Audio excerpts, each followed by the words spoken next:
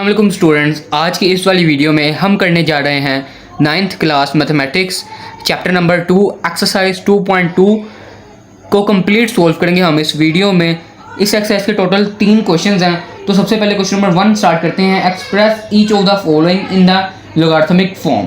तो हमने बेसिकली ये 8 पार्ट्स को क्वेश्चन नंबर 1 के लॉगरिथमिक फॉर्म में कन्वर्ट करना है, जिसका कॉन्सेप्ट, जिसका फॉर्मेट क्या होगा, पैटर्न क्या होगा कन्वर्ट करने का, तो वो मैं आपको बता देता हूँ। जी तो बेटा क्वेश्चन नंबर 1 के लिए कन्वर्जन के लिए ना मैंने एक कॉन्सेप्ट या कह ले एक चार्ट मैंने रेडी किया है, जिसके थ्रू इंशाल्लाह आपको 100% क्लियर हो जाएगा कि किस तरह हमने एक्चुअल में नंबर्स को लॉगरिथमिक फॉर्म में कन्वर्ट करना है। तो सबसे पहले है, जब हमने किसी भी नंबर को कन्वर्ट करना है लॉगरिथमिक फॉर्म में, तो उसका क्वेश्चन का फॉर्मेट यानी कि वो हमें किस तरह से मिलेगा, तो वो ये वाला फॉर्मेट होगा। बेस के ऊपर होगी एक्सपोनेंट और वो इक्वल होगा रिजल्ट के। कि जिस तरह हमारे पास पार्ट 1 है, ये देखिए 10 की पावर 3 इज इक्वल टू 1000, ठीक है। तो ये मेरे पास क्या है, यहाँ पर 10 क्या है मेरे पास बेटा, बेस है, और 3 क्या है, उसकी एक्सपोनेंट है, और उसके आगे इक्वल के साइन के बाद 1000 क्या है बेटा, रिजल्ट है। तो वापस आ जाते हैं अपने वो चार्ट पर। तो इधर देखिए ये मैंने क्वेश्चन का फॉर्मेट लिख लिया है, ठीक है। आई होप सो आपको समझ आ चुकी होगी कि इस लाइन का बेटा असल में मतलब क्या है, ठीक है। कि base exponent equal to result, इसका मतलब क्या है मैंने आपको समझा दिया। उसके बाद आंसर का फॉर्मेट देखते हैं। तो आंसर हमने इस तरह से लिखना है कि लोग, जो हमारे पास लोग का सिंबल हमने खुद से लगाना है, क्योंकि हमने लॉगरिथमिक फॉर्म में कन्वर्ट करना है, तो इसलिए हम उसे लोग लिखेंगे। फिर आगे मैं आपको बताता हूँ। लोग लिखने के बाद जो बेस थी हमारे पास, ठीक है, क्वेश्चन वाली, वो एज इट इज यहाँ पर आ जाएगी लोग की बेस में, ठीक है। लोग के नीचे छोटी सी लिखी जाएगी, ठीक है। आगे मैं आपको एग्जाम्पल करवाऊंगा, और उसके बाद जो है मैं आगे आपको जब एक्सरसाइज क्वेश्चन नंबर 1 सोल्व करवाऊंगा, इंशाल्लाह आपको क्लियर हो जाएगा ये कि एक्चुअल में हमने इस चार्ट के थ्रू कैसे यूज करते हुए सोल्व करना है अपने क्वेश्चंस को, ठीक है। और बेस के बाद आ जाएगा बेटा रिजल्ट, ठीक है, और वो इक्वल होगा एक्सपोनेंट के, ठीक है।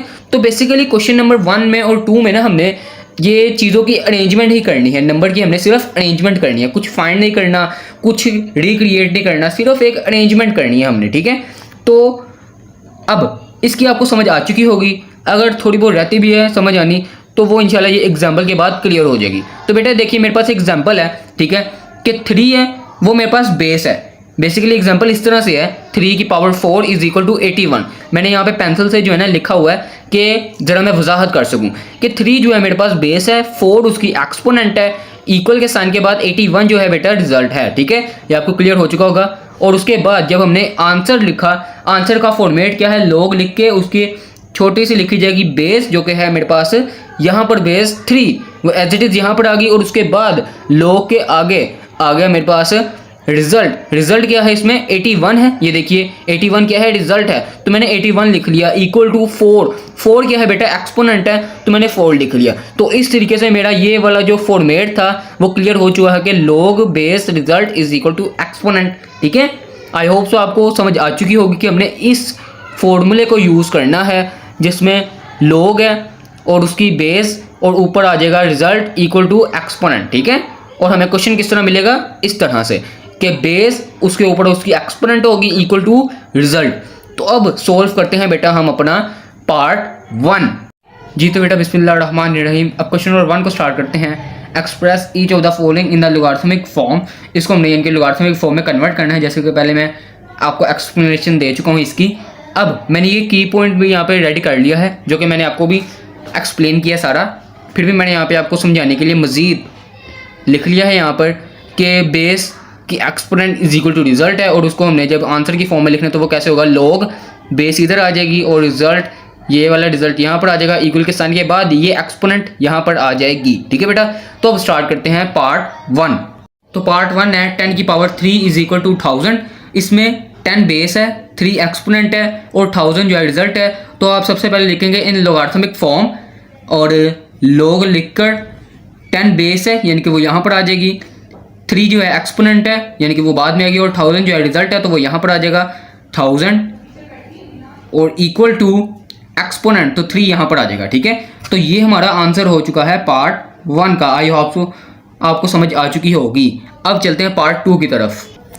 बेटा पार्ट 2 है 2 की पावर 8 इज इक्वल टू 256। अब 2 यहाँ पर बेस है, 8 यहाँ पर एक्सपोनेंट है, और 256 यहाँ पर रिजल्ट है। तो लिखेंगे इन लॉगरिथमिक फॉर्म लोग यहाँ पर आ जाएगी बेस जो कि है 2 एक्सपोनेंट बाद में और 256 यहाँ पर रिजल्ट है तो आ जाएगा 256 इज इक्वल टू 8। तो ये आंसर है पार्ट 2 का। उसके बाद है पार्ट 3 की पावर -3 इज इक्वल टू 1/27। तो लिखेंगे इन लॉगरिथमिक फॉर्म। 3 हमारे पास बेस है, -3 हमारे पास एक्सपोनेंट है और 1/27 हमारे पास रिजल्ट है। तो लॉग लिखकर इधर बेस आ जाएगी 3 और रिजल्ट के तौर पर आ जाएगा यहाँ पर 1/27 is equal to -3 exponent equal के साइन के बाद। ठीक है बेटा, देखिए कितने इजी हो गए हैं क्वेश्चंस। जैसे मैंने आपको की पॉइंट समझाया तो आपको बिल्कुल याद हो चुका होगा करना क्या है हमने। ठीक है पार्ट 4 20 की पावर 2 इज इक्वल टू 400। तो सबसे पहले लिख लेंगे इन लॉगरिथमिक फॉर्म। तो 20 यहाँ पर बेस है, 2 एक्सपोनेंट है और 400 जो है मेरे पास वो रिजल्ट है। तो log 20 और रिजल्ट आ जाएगा 400 इज इक्वल टू 2। तो ये बेटा मेरे पास आंसर हो चुका है पार्ट 4 का। उसके बाद है पार्ट 5 16 की पावर -1/4 इज इक्वल टू 1/2। तो इन लॉगरिथमिक फॉर्म 16 जो है मेरे पास बेस है तो log की बेस आ जाएगी 16, 1/2 मेरे पास रिजल्ट है तो यहाँ पर आ जाएगा 1/2 इक्वल के साइन के बाद -1/4 यहाँ पर एक्सपोनेंट है तो मेरे पास इक्वल के साइन के बाद आ जाएगा -1/4। ठीक है, देखिए कितना इजी हो गया। आगे है पार्ट 6 11 की पावर 2 इज इक्वल टू 121। तो इन लॉगरिथमिक फॉर्म 11 बेस है तो log 11 121 मेरे पास रिजल्ट है तो 121 यहाँ पर लिख लेंगे इक्वल के साइन के बाद 2 यानी कि स्क्वायर जो है वो 11 की एक्सपोनेंट थी तो यहाँ पर आ जाएगा वो। ठीक है, तो ये आंसर हो गया पार्ट 6 का। आ गया part 7 P is equal to QR। In logarithmic form हम लिखेंगे P हमारे पास क्या है, रिजल्ट है, इक्वल के साइन के बाद Q क्या है बेटा मेरे पास यहाँ पर बेस है और R क्या है, R मेरे पास एक्सपोनेंट है। तो log और बेस में आ जाएगा Q, यहाँ पर आ जाएगा result P equal R exponent है तो R यहाँ पर हम लिख लेंगे और ये आंसर आ चुका है पार्ट 7 का। आगे है पार्ट 8 है 32 की पावर -1/5 इज इक्वल टू 1/2। तो in logarithmic form log 32 base है तो 32 यहाँ पर आ जाएगा, 1/2 रिजल्ट है तो 1/2 यहाँ पर आ जाएगा, इक्वल के साइन के बाद -1/5 एक्सपोनेंट है तो -1/5 इक्वल के साइन के बाद हम लिख लेंगे और ये मेरे पास आंसर आ गया पार्ट 8 का।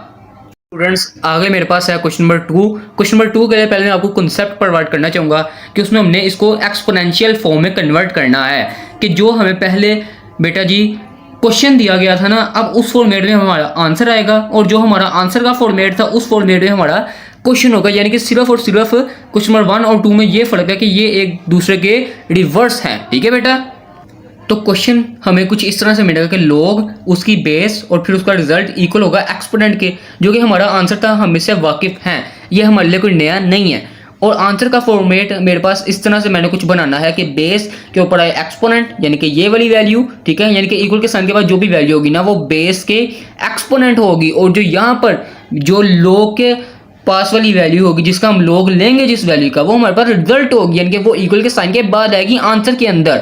ठीक है, और इन दोनों से हम वाकिफ हैं, हम जानते हैं, बट ये सिर्फ और सिर्फ इनकी अदला बदली हो गई है यानी कि ये रिवर्स हो चुके हैं। ठीक है, और एग्जांपल देखते हैं एक कि ये log 10 100 इज इक्वल टू 2 है। ठीक है, अब ये यहाँ पे 10 बेस है, 100 रिजल्ट है, 2 एक्सपोनेंट है, तो हम कर देंगे हम आंसर के अंदर कर देंगे 10 की पावर 2 इज इक्वल टू 100, बस ये आंसर आ गया। ठीक है, इसी तरह हमारे अगले 8 पार्ट सोल्व होने हैं क्वेश्चन नंबर 2 के। क्वेश्चन नंबर 2 है express each of the following in exponential form. तो हमने इसको एक्सपोनेंशियल फॉर्म में कन्वर्ट करना है। पार्ट 1 है log 5 125 इज इक्वल टू 3, जिसमें मेरे पास 5 जो है बेस है, 125 रिजल्ट है और 3 क्या है एक्सपोनेंट है। तो सबसे पहले लिखेंगे इन एक्सपोनेंशियल फॉर्म। अब जो बेटा 5 है ना, 5 यानी कि बेस, वो एज अ बेस वर्क करेगी, विदाउट log को हम खत्म कर देंगे और 3 जो इक्वल के साइन के बाद आएगा वो इधर आ जाएगा एक्सपोनेंट में इज इक्वल टू 125। ठीक है, तो ये आंसर है, ये हमने कन्वर्ट कर लिया है एक्सपोनेंशियल फॉर्म में। ठीक है, जैसे आपको समझाया था मैंने वो चार्ट के अकॉर्डिंग। पार्ट 2 है log 2 16 is equal to 4।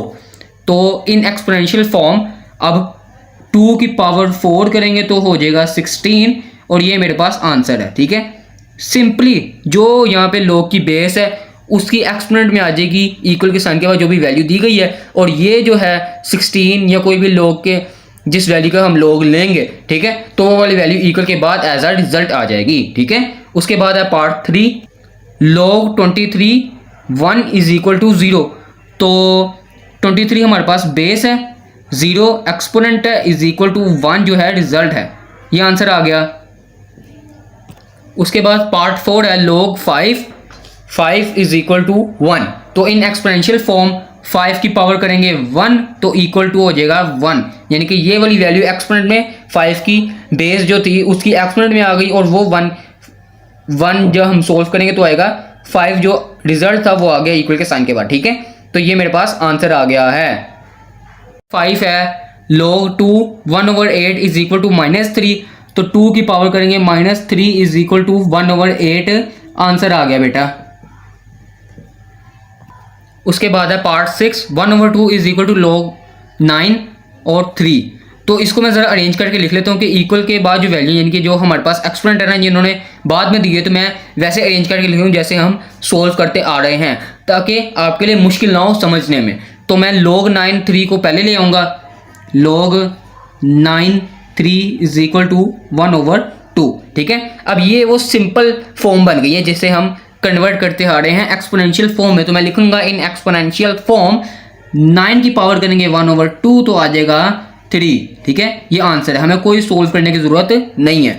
Part 7 है 5 log 10 और आगे है 1 लाख। तो इसको भी मैं वैसे कन्वर्ट कर लूँगा, log की बेस में आ जाएगा 10 और जो रिजल्ट है वो आ जाएगा 1 लाख इक्वल टू 5 एक्सपोनेंट। तो मैं इन एक्सपोनेंशियल फॉर्म में लिखूंगा कि 10 की power 5 is equal to 1 lakh. ठीक है, ये मेरे पास आंसर आ गया पार्ट 7 का। पार्ट 8 है log 4 1/16 इज इक्वल टू -2। तो 4 बेस है, एक्सपोनेंट में आ जाएगा -2 इज इक्वल टू 1/16। ठीक है बेटा, तो ये मेरे पास आंसर आ गया पार्ट 8 का। इसी के साथ हमारा क्वेश्चन नंबर 2 भी कंप्लीट हो चुका है। आगे चलते हैं हम क्वेश्चन नंबर 3 की जानिब। बिस्मिल्लाहिर्रहमानिर्रहीम। आगे स्टार्ट करते हैं question number 3, find the value of x in each of the following. तो सबसे पहले इस क्वेश्चन के 6 पार्ट्स हैं, इन 6 के 6 पार्ट्स के अंदर सबसे पहला जो हम स्टेप होगा वो इसको लॉगरिथमिक फॉर्म से कन्वर्ट करेंगे एक्सपोनेंशियल फॉर्म के अंदर। ठीक है बेटा, तो पार्ट 1 है मेरे पास log x 64 is equal to 3। तो इसको सबसे पहले मैं एक्सपोनेंशियल फॉर्म में कन्वर्ट कर लूँगा, तो वो मेरे पास आ जाएगा x जो है बेस है और 3 एक्सपोनेंट है, तो x की पावर 3 इज इक्वल टू 64। ठीक है बेटा, अब हमने x की वैल्यू फाइंड करनी है, तो मैं एक्सपोनेंशियल के आपको लॉ समझा देता हूँ। तो बेटा सबसे पहले ये लॉज ऑफ एक्सपोनेंट समझिएगा। लॉज ऑफ एक्सपोनेंट के अकॉर्डिंग ही हम अपने 6 के 6 क्वेश्चंस को सोल्व कर पाएंगे। तो सबसे पहले जो पहला लॉ है एक्सपोनेंट का वो है कि अगर हमारे पास जो एक्सपोनेंट्स है बेस जो भी हो, ये मेरे पास x और y दोनों अलग-अलग बेस हैं, डिफरेंट। ठीक है, तो मेरे पास जो इसकी एक्सपोनेंट है यहाँ पे भी 2 है और यहाँ पर भी 2 है, तो 2 और 2 इक्वल है आपस में। तो लॉज ऑफ एक्सपोनेंट के अकॉर्डिंग बेसिस भी हमारे पास इक्वल हो जाएंगी अगर एक्सपोनेंट्स इक्वल हैं। और दूसरा लॉ है कि अगर तो बेसिस यानी कि ये 2 और ये वाला 2 दोनों आपस में बेटा मेरे पास इक्वल हैं, अगर बेसिस इक्वल हैं तो उसकी एक्सपोनेंट्स भी आपस में इक्वल हो जाएंगी। जिस तरह यहाँ पर x और y दोनों 2 की एक्सपोनेंट्स थी, तो वो मेरे पास इक्वल हो गई हैं। आई होप आपको समझ आ चुकी होगी। अब स्टार्ट करते हैं अपना पार्ट 1 का सोल्यूशन। तो इसको मैंने एक्सपोनेंशियल फॉर्म में कन्वर्ट कर लिया है। अब यहाँ पर मैंने इसकी एक्सपोनेंट्स को सेम बनाना है, क्योंकि मैं बेस को तो सेम बनाने से रहा। यहाँ पर x है जो कि मैंने अभी फाइंड करना है, और यहाँ पर 64 है, ये डिफाइंड है और ये मेरे पास अनडिफाइंड है। तो मैं बेसिस को तो सेम बना नहीं सकता, बट मैं एक्सपोनेंट्स को सेम बना सकता हूँ। तो मैंने यहाँ पर भी 64 की जगह पे कोई ऐसा नंबर लेना है जिसका अगर मैं क्यूब लूँ तो मेरे पास बेटा 64 आ जाए। तो अगर आप सोल्व करें तो बेटा x cube as it is और इक्वल के बाद यहाँ पर अगर 4 का क्यूब लेना हम तो मेरे पास 64 आ जाता है। ठीक है, तो इसीलिए मैंने 4 का क्यूब यहाँ पर लिख लिया 64 की जगह पर। और अब मेरे पास दोनों एक्सपोनेंट 3 और 3 सेम है, तो मेरे पास बेसिस इसकी सेम हो जाएगी, तो मेरे पास x की वैल्यू आ जाएगी 4। ठीक है बेटा, देखिए कितना ईजीएस्ट वे में आपको क्वेश्चन करवाया है। आगे पार्ट 2 है, तो पार्ट 2 है log 5 1 is equal to x। तो सबसे पहले मैं इसको एक्सपोनेंशियल फॉर्म में कन्वर्ट कर लूँगा, तो 5 की एक्सपोनेंट में आ जाएगा x इक्वल के साइन के बाद आ जाएगा रिजल्ट जो कि है 1। ठीक है, अब मैंने इसको एक्सपोनेंट में कन्वर्ट कर लिया है। अब आगे देखें कि यहाँ पर मैंने इसकी बेसिस को सेम करना है, क्योंकि मैं एक्सपोनेंट को सेम नहीं कर सकता। यहाँ पर एक्स है और यहाँ पर जो भी आएगा तो वो सेम नहीं होंगे, तो मैं इसकी बेसिस को सेम करूँगा और उसकी बेस पे मेरा एक्स का आंसर आ जाएगा। तो बेस यहाँ पर 5 है और यहाँ पर मैंने 1 जो है इसको भी 5 बनाना है। तो बेटा अगर मैं 5 की पावर 0 लिखूँ तो मेरे पास 1 के इक्वल आता है, क्योंकि हम जानते हैं अगर किसी की एक्सपोनेंट में 0 आ जाता है, जिस तरह 2 की पावर में 0 है तो वो 1 के इक्वल है, 3 की पावर में 0 है तो वो 1 के इक्वल है। अब इसी तरह 5 की अगर मैं पावर में 0 लिखूँ तो मेरे पास 1 के इक्वल आ जाएगा। तो मैं यहाँ पर लिख लूँगा 5x इज इक्वल टू 5 की पावर 0।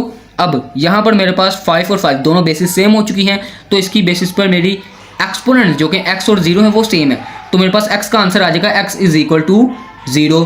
ठीक है, इसी के साथ हमारा पार्ट 2 सोल्व हो चुका है। आगे चलते हैं पार्ट 3 की तरफ। पार्ट 3 है log x 8 is equal to 1। तो सबसे पहले इसको एक्सपोनेंशियल फॉर्म में कन्वर्ट करेंगे, तो x बेस है उसकी एक्सपोनेंट में इनके पावर में आ जाएगा 1 इज इक्वल टू 8 जो कि रिजल्ट है मेरा। ठीक है, अब मेरे पास 8 के ऊपर भी 1 है। ठीक है, जो लिखूँ मैं ना लिखूँ फ़ायदा कोई नहीं। ठीक है, अब और x के ऊपर एज इट इज़ 1 है। ठीक है, अब ये जो इनकी एक्सपोनेंट्स है 1 और 1 आपस में इक्वल है, तो x इज इक्वल टू 8 आ जाएगा, यानी कि बेसिस भी आपस में इक्वल हो जाएंगी। ठीक है बेटा, x इज इक्वल टू 8 आ गया आंसर पार्ट 3 का। आगे चलते हैं पार्ट 4 की तरफ। आगे पार्ट 4 को सोल्व करते हैं। इसको सबसे पहले मैं एक्सपोनेंट में कन्वर्ट कर लूँगा, तो 10 मेरे पास बेस है और एक्सपोनेंट में है -3, वो आ रहा है मेरे x के इक्वल। और मैं इसको इस तरह भी लिख सकता हूँ कि और x इज इक्वल टू 10 की पावर -3। ठीक है बेटा, इसमें कोई इम्पैक्ट नहीं पड़ेगा हमारे सोल्यूशन पर। और उसके बाद अब यहाँ पर ये 10 की पावर -3 है, तो इसको पॉजिटिव करने के लिए मैं इसको नीचे ले जाऊँगा 1/10 की पावर 3, तो मेरा -3 नीचे आके +3 में कन्वर्ट हो जाएगा। अब 10 की पावर -3 की जगह मैं ये भी लिख सकता हूँ, जिसका मतलब है कि 10 को हम 3 टाइम 10 से ही मल्टीप्लाई करेंगे, तो मेरे पास आ जाएगा 1000। ठीक है बेटा, अब ये जो 1000 है अगर मैं होल की पावर करूं तो मेरे पास यहाँ पे 1 है और x की पावर भी 1 है, यानी कि मेरे पास दोनों की एक्सपोनेंट्स इक्वल हो चुकी हैं। तो मेरे पास x की वैल्यू यानी कि बेसिस भी आपस में इक्वल हो चुकी होंगी और x का आंसर आ जाएगा मेरे पास x इज इक्वल टू 1/1000। ठीक है बेटा, ये मेरे पास x का आंसर है। आगे चलते हैं पार्ट 5 की तरफ।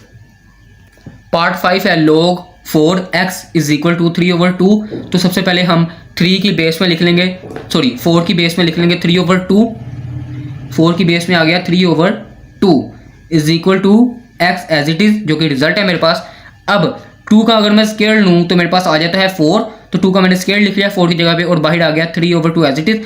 अब ये 2 इस 2 से कैंसिल, तो इज इक्वल टू x, और यहाँ पर आ जाएगा मेरे पास 2 की power 3 is equal to x, और 2 की पावर 3 बेटा होता है 8 के इक्वल, तो इसको मैं ऐसे भी लिख सकता हूँ कि x इज इक्वल टू 8। ये 2 की पावर 3 की जगह को पे मैंने लिखा है 8, क्योंकि 2 की पावर 3 का मतलब है कि मैं 2 को ही 3 टाइम 2 से मल्टीप्लाई करूँ, तो 2 × 2 × 2 मेरे पास आ जाएगा 8। ठीक है बेटा, तो x इज इक्वल टू मेरे पास 8 आंसर आ गया है x का। आगे चलते हैं पार्ट 6 की तरफ। आगे मेरे पास है पार्ट 6, तो log 2 1024 is equal to x। तो इसको सबसे पहले मैं एक्सपोनेंशियल फॉर्म में कन्वर्ट करूंगा, जिसमें 2 मेरे पास बेस है और x उसकी पावर आ जाएगी इज इक्वल टू 1024। अब इसके लिए 1024 को मुझे 2 की बेस में कन्वर्ट करना पड़ेगा, तो मैं इसका एलसीएम ले लूँगा। जी, तो मैंने 1024 का एलसीएम ले लिया है, तो 2 को जब मैं 10 टाइम 2 से मल्टीप्लाई करूँगा तो मेरे पास आएगा 1024। ठीक है बेटा, आप कैलसी में भी देख सकते हैं कि 2 की पावर 10 है तो 1024 इसका आंसर आ चुका है। ठीक है, अब 1024 की जगह पे हम लिख लेंगे 2x as it is equal to 2 की पावर 10, और ये बेसिस सेम है 2 और 2, तो x इज इक्वल टू आ जाएगा बेटा 10। ठीक है, इसी के साथ मेरा पार्ट 6 क्लियर हो चुका है और इस वीडियो में हमने 2.2 को कंप्लीट सोल्व कर लिया है। इस वीडियो को अपने क्लासमेट्स के साथ शेयर करें ताकि वो भी इससे फ़ायदा उठा सकें और जल्द से जल्द अपना सिलेबस ईजीएस्ट वे में क्लियर कर सकें। तो मिलते हैं अगली वीडियो में, तब तक के लिए अल्लाह हाफिज़।